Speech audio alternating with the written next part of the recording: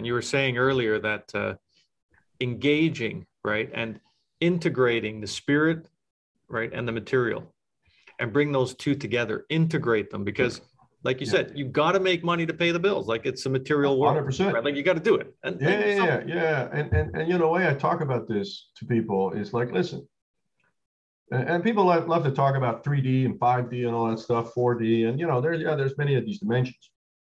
But we're here, whatever your beliefs are, we're here on Earth School, right? Earth School is a physical reality. That's real. You can knock it, right? It's really all energy, but you know, I mean, because of the vibration, we experience it as solid. It's an interpretation of our senses. Yes. But there is a physical world, and we are here in Earth School, not to sit in a mountain in the Himalayas and chant Om for 9 hours a day, right? And to withdraw from life. Yeah. Now, I don't believe in that. Now, you can do that for a few months to find yourself and go in the inner world, right? Yep. But I don't believe we are here doing this journey of Earth School, which is our life, to sit on a mountain for 9 hours for 40 years of our life, finding God. God is in your daily life. God is or source or infinite intelligence in everything. It's all around. Everything is infinite intelligence expressing itself, right?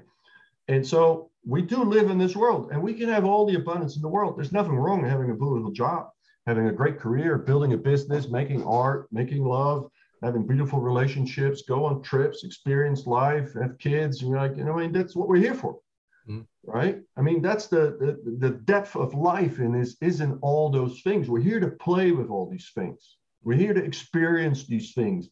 And every crisis and catastrophe is only given to us to have us evolve and deepen our understanding of life. Right? It's not punishment. It's not cruelty. It's just an experience.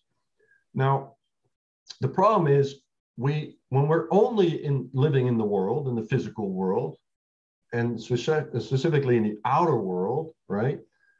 Then we're missing a big part, because there's also this inner world that is what I call this, you know, the game spirit plays. And it has different rules. And this is spiritual realization. And so when we, you know, go into the heart and learn that fluency, that language of intelligence and life itself, we're really talking about spiritual realization. And then when we integrate those two, now we can play, so to speak, we're masters in 3D and we're masters in 5D. We're, you know, it's mastery in both worlds is what really where we want to go. We don't want to just have worldly success, because within that, you're probably not going to find really that deepest level of happiness and joy. You're going to have ups and downs, and sometimes life goes well and sometimes it goes bad. You know, when you watch the news, you get caught up in that movie.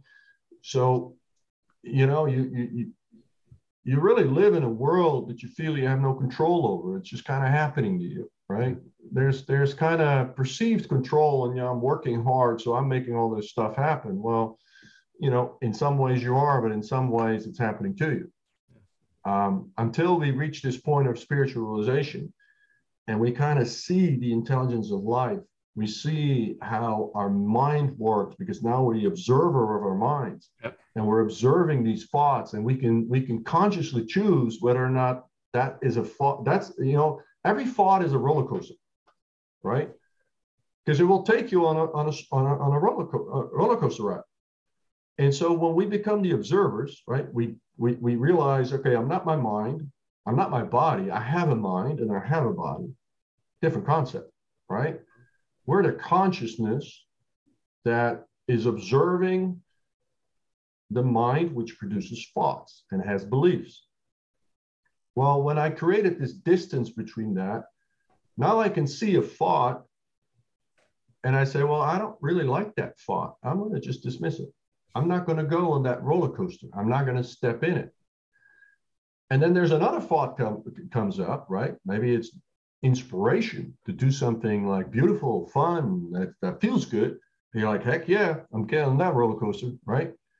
Now, when we're unconscious, where we're not masters of this domain, where our mind takes us on whatever roller coaster our mind comes up with, which is just a product of our subliminal programming called our subconscious mind. Because, you know, our conscious mind is only really 5% of our computer capacity. The other 95% is the subconscious mind. Yeah, and just running in the back. And unfortunately, you know, I call this spiritual ignorance. And I don't mean that people are bad. They just live in spiritual ignorance. They're not aware of this.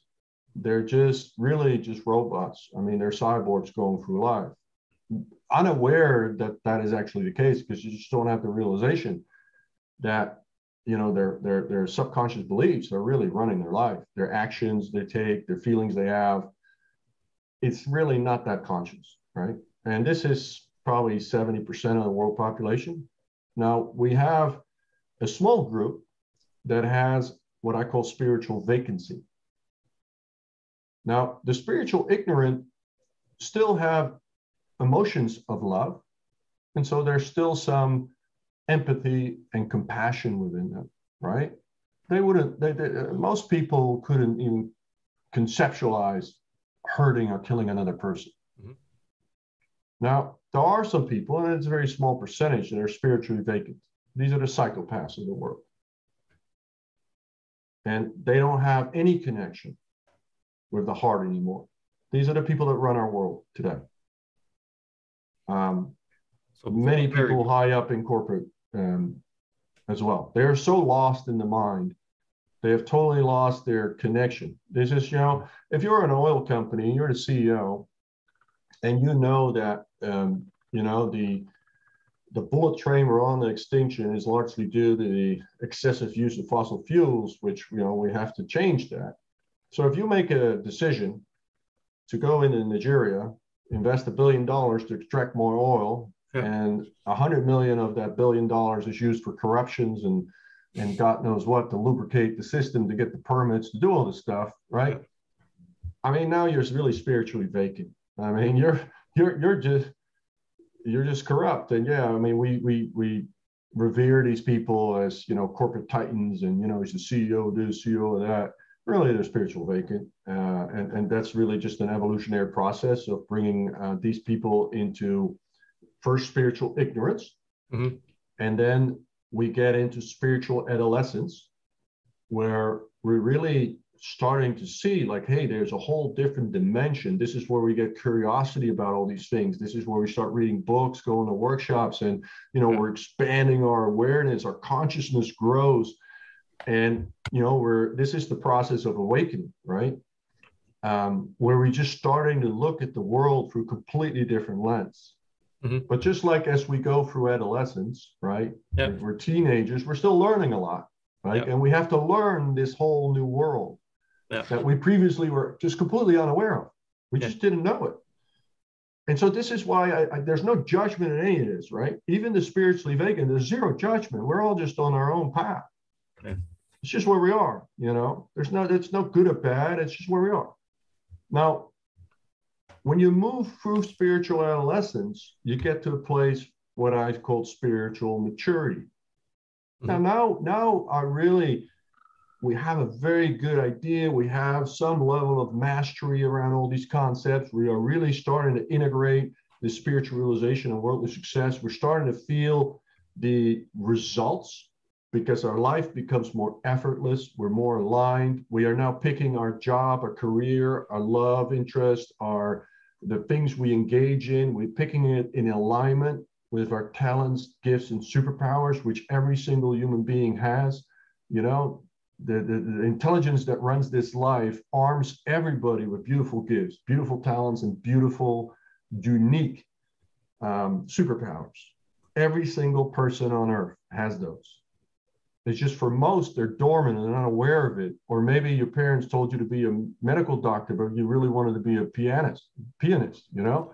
Yeah. And so now you're living your life out of alignment. So life feels like a struggle. It's not fun. You know, you have to go do these things. Yeah. Now, when you become in alignment with these things, which happens in this space called spiritual maturity, now you have this intuitive sense. Like when someone invites you to dinner, you maybe have this feeling, this inkling going up, like, no, it's not the right time. I don't want to do this right now. So I just say no. You have boundaries, right? And it turns out, and other things you're called to do, and you do those things, and you start really listening to all this intelligence that runs through us, and we all have access to this, right?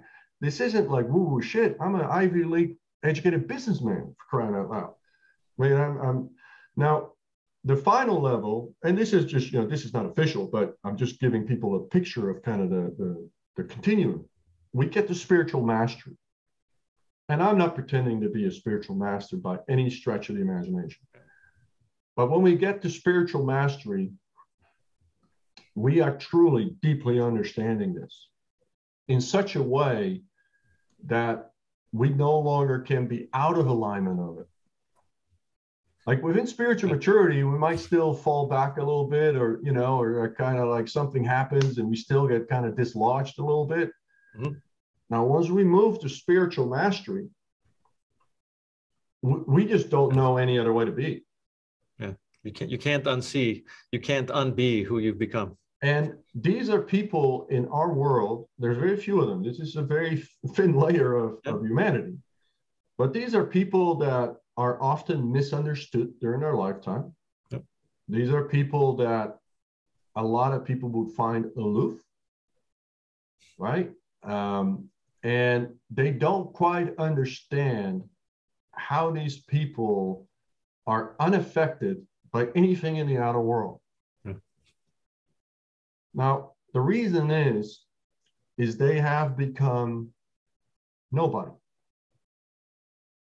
They are no longer seeking to become somebody. Yeah. Now, they can still be highly successful in the world. Yeah. They can have businesses, they can be athletes, they can be spiritual teachers. It doesn't matter what they do, to be honest. Like, really, it doesn't matter. Yeah. But they don't do it to become somebody. They are a nobody. They realize I'm everyone and I'm nobody, right? Which is really the deepest spiritual truth. Yes. Is that ultimately we're all just a bunch of quantum energy, right? Manifesting itself through consciousness in a particular form called Stephen, called Robert, right? Yeah. So the spiritual masters, to give you an example, the power of love and light versus darkness, because there's polarity in everything, right? We're seeing a lot of darkness in the world today. Yep, lots of it. To give you an idea that someone that is in spiritual maturity, one person in spiritual maturity can neutralize the spiritual ignorance of up to 100,000 people from an energetic perspective. This is how powerful it is. We're talking about exponential powers. Now, as spiritual master, this goes into the millions. So when we have a person like Gandhi, like Mandela, that have achieved spiritual mastery through their life experiences, now we're seeing people that can touch the lives of millions, if not tens or hundreds of millions of people. Because their light, their inner spiritual mastery was at such a refined level, right? And I'll give you some other examples, because they're not all like these holy people. Albert Einstein was a deeply spiritual man. If you study his work, I think he was a spiritual master first and a scientist second. Mm-hmm. That's what I come to believe. In my mission statement, which I love to read, I use a word called inculcate. Mm-hmm. Inculcate is actually, I totally stole that from Einstein. And he talks about love all the time. All the greatest in history spoke to us about love. Love the energy, not love the emotion, right? Because ultimately within love, which is the highest power in this universe, and energy is information, which is exactly in line with what the Silva figured out, right? Because he's like, wow, energy is light, is information, infinite information, because there's infinite energy in this universe. It's all information, right? Yes. Yeah, it's a great way of putting it. And what I think the beauty of the Silva's method is that he figured out, you know what, if we become a radio receiver, if we can tune into these energies and these frequencies, then now we can download the information that's embedded in the energy. Mm-hmm. To me, that was the core of the Silva's findings. He didn't word it that way, but that's really what he was pointing at, right? That's what he's pointing at, yeah. And so my mission statement is inculcate love and truth as the foundation from which all leaders and organizations operate. So we may create a global beehive where all bees have an equal opportunity to flourish while living in balance and harmony with Mother Earth. Now, inculcate is to instill an idea, a habit, or a practice by persistent instruction. And love and truth, you know, love is the answer and truth is the way. If you would like to watch more videos like this, then please subscribe to my channel below. Once again, my name is Stephen Dobos, and you can download a free centering exercise. The information is in the description box below.